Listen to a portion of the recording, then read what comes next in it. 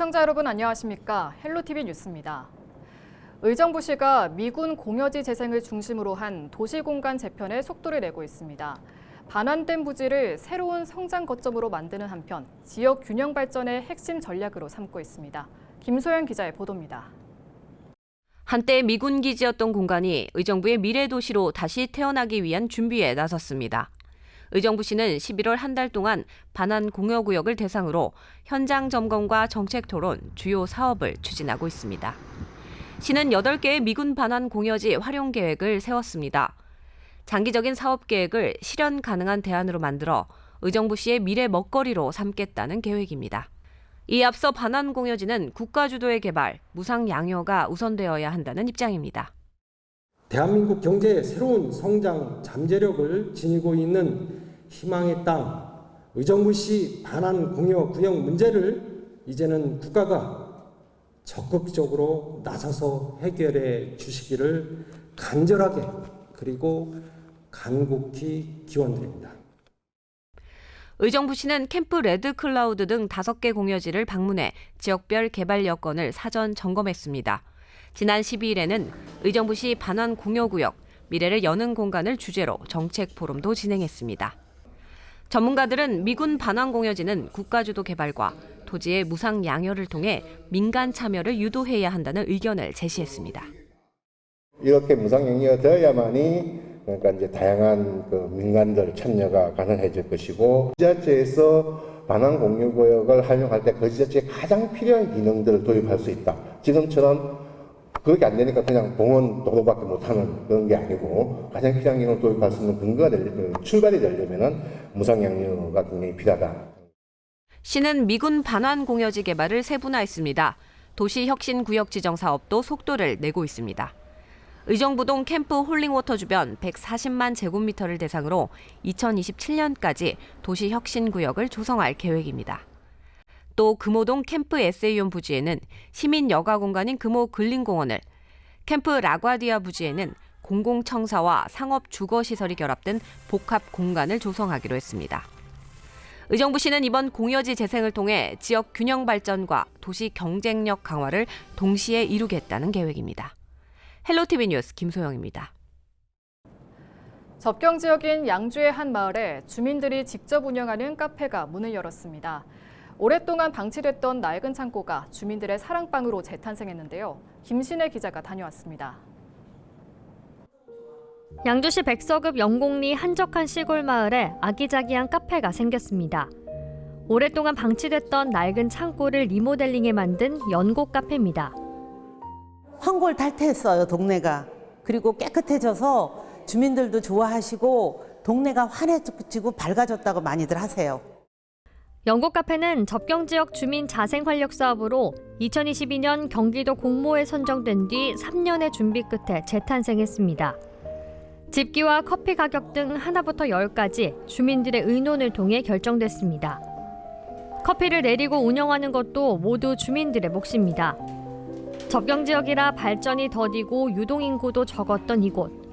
연곡 카페가 생기면서 활력이 생겼고 주민들의 소득 창출 공간이자 사랑방이 됐습니다. 마을에 이렇게 좋은 자리가 마련돼서 너무 좋고요. 그리고 여기가 위치가 좋아요. 중앙이라. 그래서 그냥 일부 나가서 그래가 자랑도 하고 그래요. 연곡 카페는 주민이 레시피를 개발하고 운영하는 지속 가능한 모델로 자리 잡기를 꿈꾸고 있습니다. 들어와 살 수 있고 살기 좋은 마을로 만들고 싶어요. 디저트도 개발하고 그래서 매출에도 조금 신경 써보고 그러려고 계획은 하고 있습니다. 낡은 창고가 주민들의 손에 사랑방으로 재탄생한 것처럼 접경 지역 곳곳에 이런 변화가 이어질 수 있을지 주목됩니다.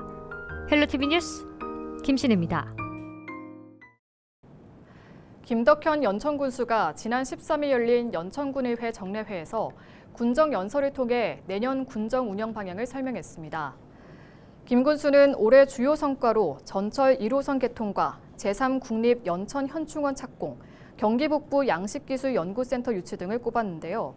이어 내년 주요 과제로는 서울 연천 고속도로 조기 착수와 경원선 열차 운행 재개, 1호선 전철 추가 운행, 평화경제특구 지정 추진 등을 꼽았습니다. 연천군의 내년 총 예산 규모는 7,377억 원으로 올해 대비 18% 증가했는데요. 김 군수는 2030년 생활인구 1,000만 달성을 목표로 우리라는 공동체 의식을 갖고 앞으로 나아가자고 강조했습니다.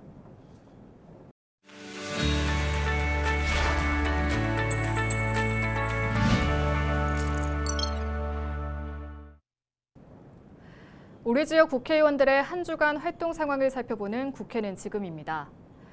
이재강 국회의원이 주한미군 공여구역 주변 지역 등 지원특별법과 정부조직법 일부 개정 법률안을 대표 발의했다고 14일 밝혔습니다. 이번 개정안은 정부 조직하에 주한미군 반환 공여구역 개발청을 신설해 국가주도로 주한미군 반환 공여구역의 개발 사업을 빠르게 추진할 수 있도록 규정하고 있는데요. 이 의원은 의정부를 비롯해 국가 안보를 위해 희생한 경기 북부에 반환 미군 공여지는 경제성장 실현의 유일한 수단이지만 현행 제도를 통해서는 조속한 개발이 어렵다고 강조했습니다. 이어 이번 개정안을 통해 공여구역 역시 새만금처럼 지자체의 의견을 반영한 속도감 있는 국가주도 개발을 이룰 수 있길 기대한다고 덧붙였습니다. 김용태 국회의원이 지난 8일 미국 필라델피아의 필리 조선소를 방문해 현지 조선소 운영 현황을 살펴봤습니다. 김 의원은 이 자리에서 한미 간 최대 현안이 되고 있는 원자력 추진 잠수함 건조 문제에 대해서도 논의했는데요. 김 의원은 미국 잠수함은 미국에서, 한국 잠수함은 한국에서 건조한다는 기본 원칙을 확인할 필요가 있다며 미국에 있는 필리 조선소가 미 해군에 필요한 첨단 해군 전력을 구축할 수 있는 조선소로 업그레이드되는 것은 기업의 관점에서도 당연한 일이라고 말했습니다. 이어 한국 기업이 미국 현지에서 필요한 원잠과 SMR 추진선 등을 건조한다면 한국 내 건조 사업 역시 획기적 진전을 이룰 것이라며 원잠 건조를 한미 양국에서 동시에 추진해야 한다고 덧붙였습니다. 박지혜 국회의원이 지난 12일 우원식 국회의장의 초청으로 서울에서 개최된 제11차 믹타 국회의장 회의에 참석했습니다. 믹타는 한국과 멕시코, 인도네시아, 튀르키예, 호주로 구성된 중견국 협의체인데요. 박 의원은 이 자리에서 AI와 기후위기 시대, 정의로운 에너지 전환을 주제로 토론했습니다. 이어 2035년 탄소 중립을 목표로 각국의 경험을 공유하며 기후 대응을 강화해 나갈 것을 참석자들에게 제안했습니다. 지금까지 국회는 지금이었습니다. 인구가 줄면서 농촌에서는 해마다 빈집이 늘고 있습니다. 그런데 이 빈집을 잘만 활용하면 지방을 떠난 청년들을 다시 불러들일 수 있을 거란 기대도 나옵니다. 이세진 기자의 보도입니다. 3년 전 충남 홍성에 정착한 30대 서울 토박이 청년 창업가. 빈집이 넘치는 원도심 골목에 터를 잡을 때만 해도 걱정이 컸지만 또래 창업가들과 청년 마을을 꾸리면서 도약을 꿈꾸게 됐습니다. 23년에 5팀, 24년에 11팀, 그리고 25년에 25팀, 그리고 내년에 이제 저희가 이번 주 저번 주에 이제 막 선발이 끝났는데요. 이제 10팀이 추가로 선발이 됐습니다. 그리고 내년에 또 사람들을 모집하면 또 사람이 생기겠죠. 그럼 40팀 이상이 저희 작은 원도심 골목에 모여 있다. 농촌의 빈집을 바라보는 시선이 달라지고 있습니다. 도시에서의 삶에 지친 청년들에게 매력적인 거주지나 일자리가 될 수 있을 거라는 시각입니다. 다만 효과를 보려면 정책적 지원이 뒷받침돼야 한다는 지적도 나옵니다. 빈집을 조사하는 게 지역에 있는 전문 업체들, 지역을 잘 아는 업체들이 진행해야만이 정보가 정확하고 좋은 성과물이 나온다고 생각됩니다. 그리고 또한 세제 및 금융에 조금 도움이 필요합니다. 정부도 각 부처별로 빈집 활용 정책을 구상하고 있습니다. 하지만 청년 창업과 연계한 지원책은 아직 걸음마 단계입니다. 김만희 대표님처럼 새로운 영역에서 새롭게 창업하는 로컬 창업가들에 대한 정책은 아직 저희 중기부의 전체 예산 구조 속에서도 그렇게 크지 않은 비중을 차지하고 있거든요. 라이프 스타일 로컬에서 혁신을 취하는 유니콘의 빅데스는 라이콘이라고 저희가 브랜딩을 했고. 토론회를 주최한 정치권은 빈집 활용과 청년 마을 조성에 초점을 두고 입법이나 예산 지원에 나서겠다는 계획입니다. 청년이 주체가 되고 도시의 과밀한 지역에 있는 주민들이 농촌을 찾고 싶은 곳, 또 힐링할 수 있는 곳, 또는 유기적인 연대 장소로서 활용할 수 있다면 이 문제를 풀 수 있지 않을까. 지방 소멸 위기 속에 골칫거리로 전락한 농촌 빈집. 수도권 과밀에 이면에서 지방시대를 여는 열쇠로 재평가받고 있습니다. 헬로티비 뉴스 이세진입니다. 포도와 배, 고구마와 같은 해외 품종 농산물들이 국산 품종으로 대체되고 있는데요. 국내 연구진이 개발한 골드키위도 높은 당도와 품질로 소비자들의 입맛을 바꾸고 있습니다. 김남호 기자가 보도합니다. 황금빛의 골드키위가 먹음직스럽게 열렸습니다. 최근 개발된 국산 골드키위인 가망 품종입니다. 국산 골드키위 품종인 가망은 당도가 18브릭스를 웃돌 정도로 달고 색깔이 선명한 데다 크기가 일반 키위보다 큽니다. 수확 시기도 외국산보다 10여일 빨라 서리 등 기상 피해 없이 안정적인 재배가 가능합니다. 가망은 잘하면 200g까지 클 수 있고, 그다음에 색깔이나 당도가 타 과일보다 월등히 높습니다.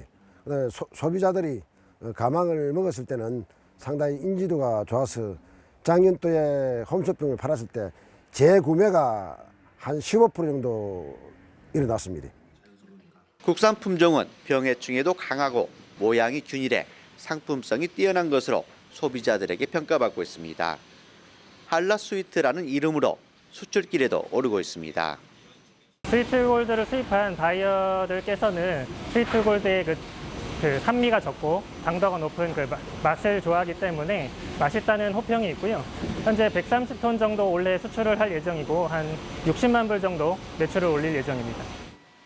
농촌진흥청이 개발한 국산 골드키위는 가망과 스위트골드, 골드원 세 종류입니다. 이들 품종은 그린키위보다 당도가 2에서 3브릭스 높은 데다 부드러운 식감과 달콤한 맛으로 미래 소비자들의 입맛까지 사로잡을 전망입니다. 수입 품종의 품질이 뒤지지 않는다는 그런 평가를 받고 있고, 가장 중요한 것은 이제 품종 사용료를 내지 않기 때문에 농가들의 경제적 부담을 덜 수 있는 그런 품종입니다. 앞으로의 품종 개발 계획은 미래 세대들이 소비하기 좋은 간편하게 먹는다든지 이게 단맛이 높고 이제 산미가 낮은 그런 품종들을 집중해서 개발할 계획입니다. 우수한 품질은 물론 로열티 부담이 없다는 장점까지 갖추고 있는 국산 품종. 현재 국내 키위 재배 면적의 30%가 국산 품종으로 대체됐으며 보급 면적은 꾸준히 증가하고 있습니다. 헬로티비 뉴스 김나옵니다. 11월에 들어서며 인플루엔자 환자가 일주일 만에 2배 넘게 늘어났습니다.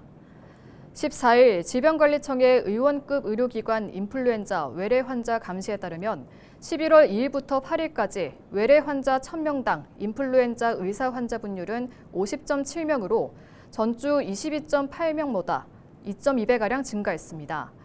질병청은 이번 절기 유행이 지난 10년간 가장 유행 정점 규모가 높았던 직전 절기만큼 커질 수 있다고 전망했습니다. 지난 절기의 경우 올해 1주차에 의사 환자 수 1000명당 99.8명으로 최고치를 기록했습니다.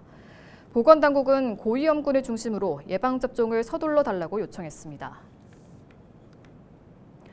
연천군의회는 지난 13일 제298회 제2차 정례회를 개회하고 이날 1차 본회의를 기점으로 다음 달 18일까지 36일간의 의정활동에 돌입했습니다. 이번 정례회에서는 김덕현 군수의 군정연설을 시작으로 조례안 등 일반 안건과 2026년도 예산 기금안에 대한 심의 및 의결을 진행합니다. 김미경 의장은 개회사를 통해 이번 정례회는 36일간의 일정으로 2026년도 예산안 심사와 군정질문을 통해 한 해를 정리하고 미래를 설계하는 중요한 회기임을 강조했습니다. 동두천시가 경기도에서 31개 시군을 대상으로 실시한 2025년 도로정비평가에서 우수기관으로 선정됐습니다.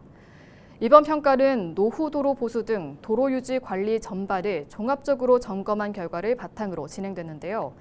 시는 도로 시설물을 체계적으로 관리하고 신속한 보수로 시민 통행 불편을 줄인 점에서 높은 평가를 받았습니다. 이상으로 뉴스를 마칩니다. 시청해주신 여러분 고맙습니다.